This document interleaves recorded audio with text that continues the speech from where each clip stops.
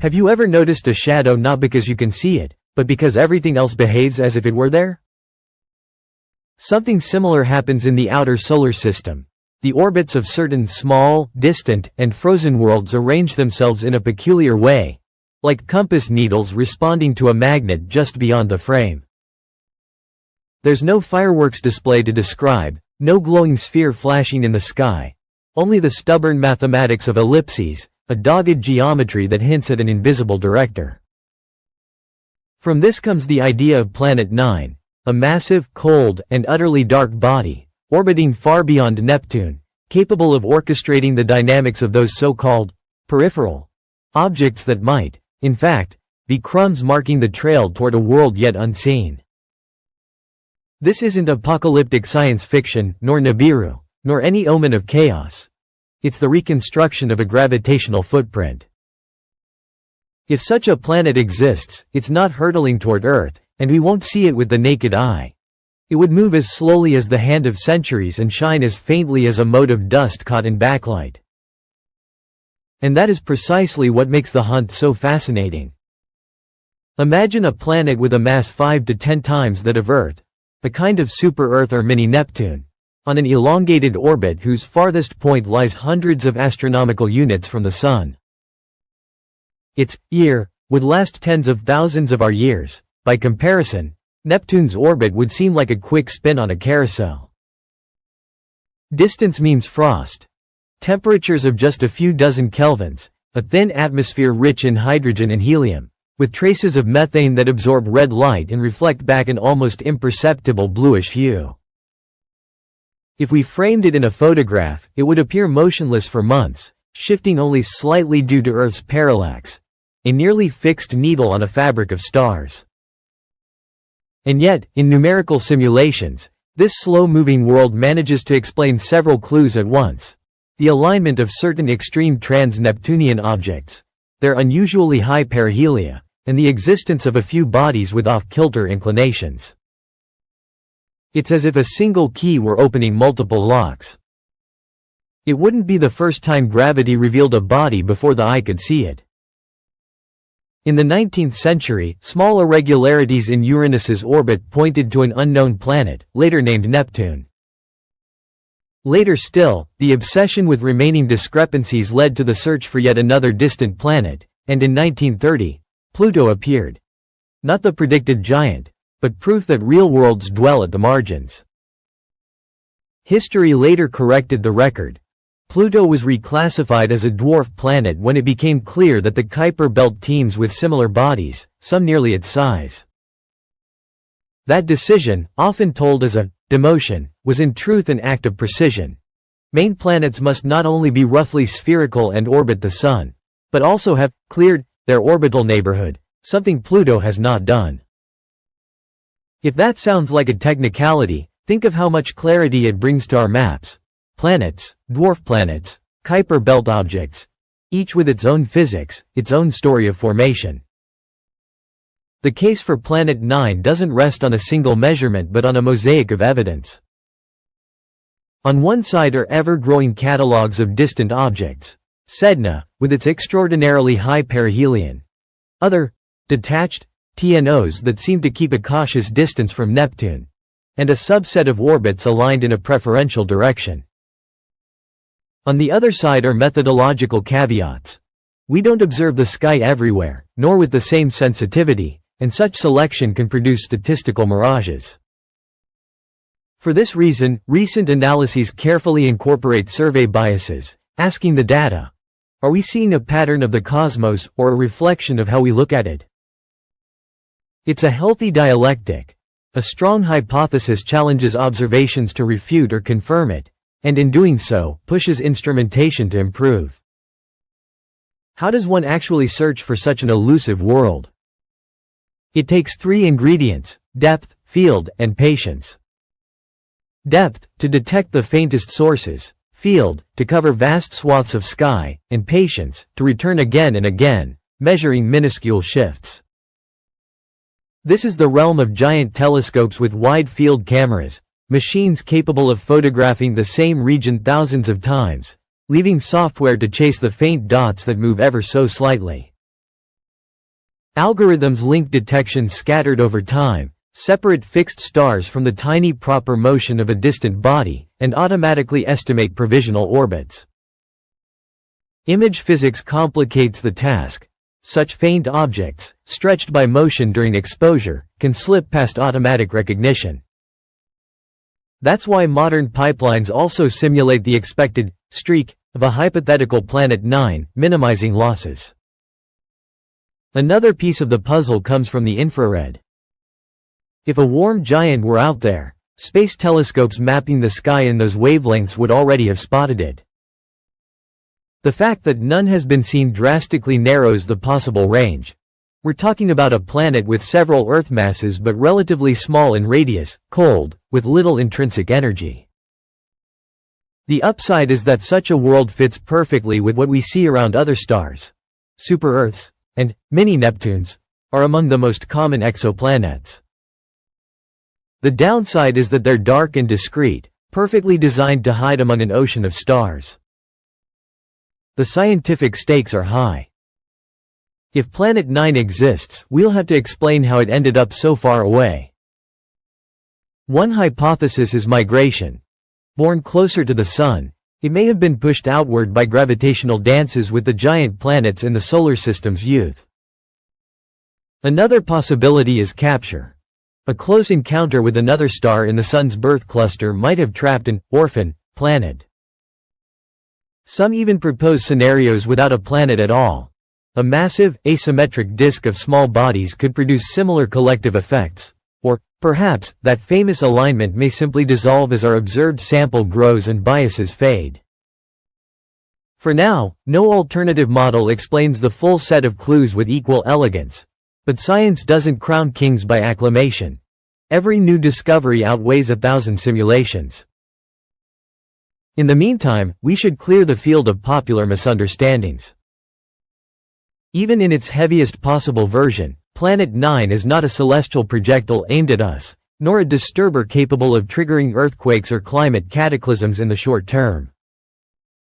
Its influence is diluted by distance. Its role, if it exists, is that of a patient architect shaping the boundaries of the solar system over millions of years.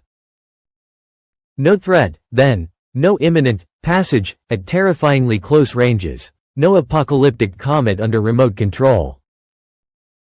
It is precisely this combination of calm and power that makes it so fascinating.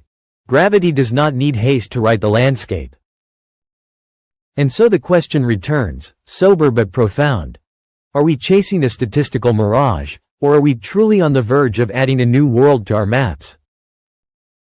The answer, as so often in science, will not arrive in a flash, but through the accumulation of evidence, depending on the relentless work of telescopes scanning the dark, again and again, at the same coordinates. This is where the next generation of surveys enters the scene, bringing with it the concrete possibility of turning a dynamic phantom into an object with coordinates, color, and, eventually, a spectrum.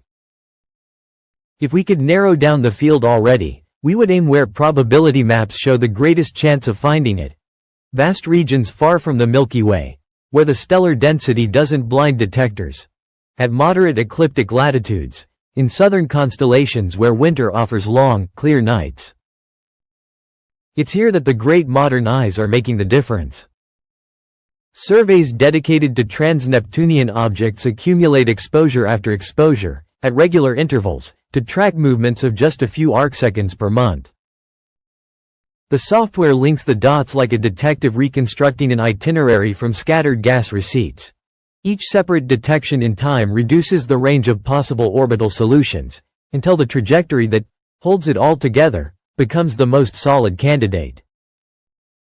And if the object is bright enough for multiband photometry, we can even infer its surface composition, distinguishing methane ice from a darker blend of tholins and irradiated dust. Making the hypothesis more tangible is the idea that Planet 9, if it exists, would not be a cosmic anomaly. It would resemble many worlds observed around other stars. A rocky core rich in iron and silicates, wrapped in a thin but crucial volatile envelope, perhaps just a few % of its mass in hydrogen and helium. At those temperatures, methane would condense into sparse clouds. the albedo might be low, especially if its surface has been darkened by billions of years of micrometeorite impacts and radiation.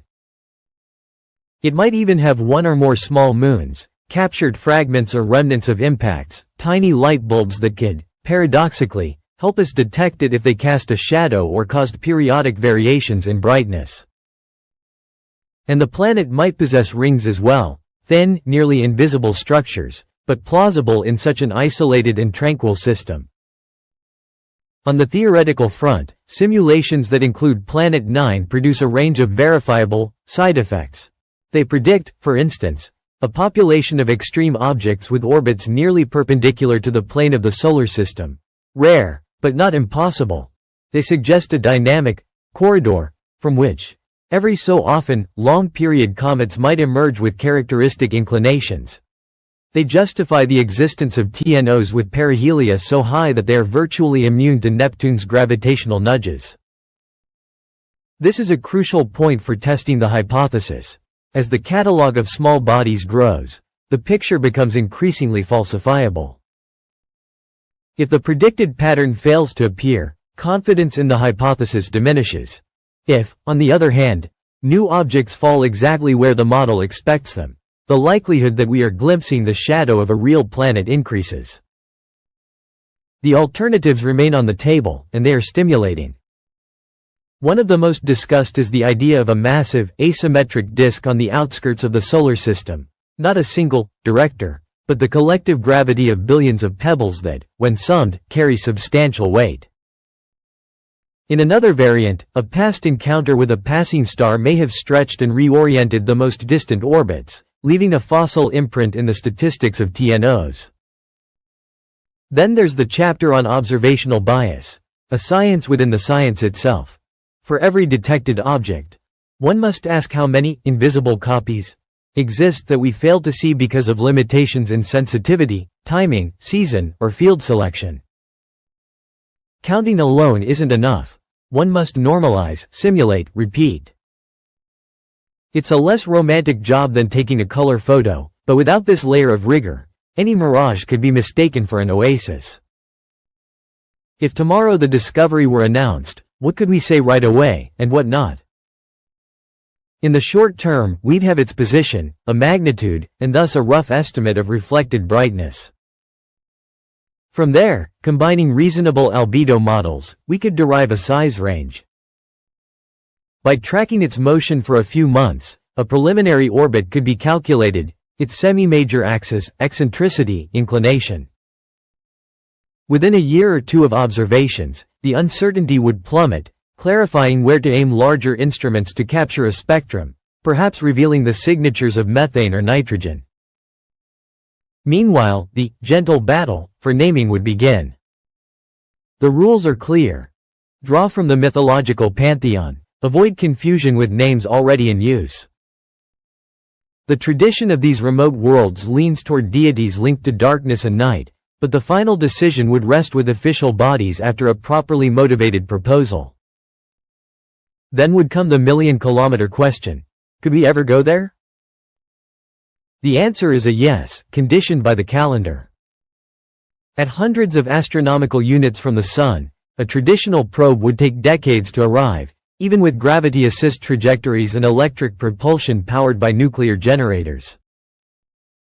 We're talking about a mission spanning generations, one that must be planned today for data that would reach our children.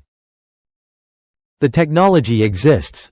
Long-duration ion propulsion, solar sails with enormous cumulative effects over long timescales, bold gravitational maneuvers using Jupiter and perhaps even the Sun itself through O-Earth trajectories. Every option has its price in mass, complexity, and risk. Every kilogram sent so far must work like an orchestra. The scientific reward, however, would be immense. To study up close a type of planet we know to be common throughout the galaxy, yet which, in our own system, remains only a hypothesis. There's an almost philosophical aspect to this story. We're used to thinking that our immediate cosmic surroundings are fully mapped, that our celestial home hides no surprises.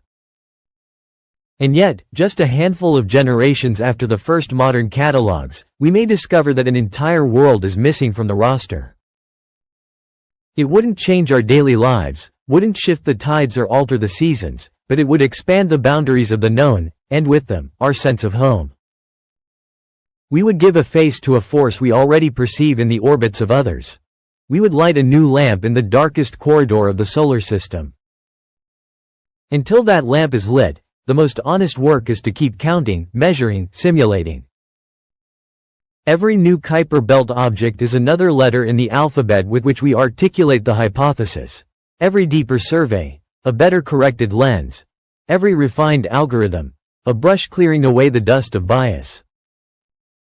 Perhaps Planet 9 is out there, hidden among millions of stars, too faint for old eyes, perfectly centered for the new ones. Or perhaps it isn't, and the apparent alignment will dissolve like morning dew when our sample grows tenfold.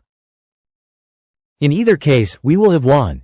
Either we add a new world to the map of the solar system, or we learn something subtler yet no less valuable, how the frozen outskirts can organize themselves without a ruler.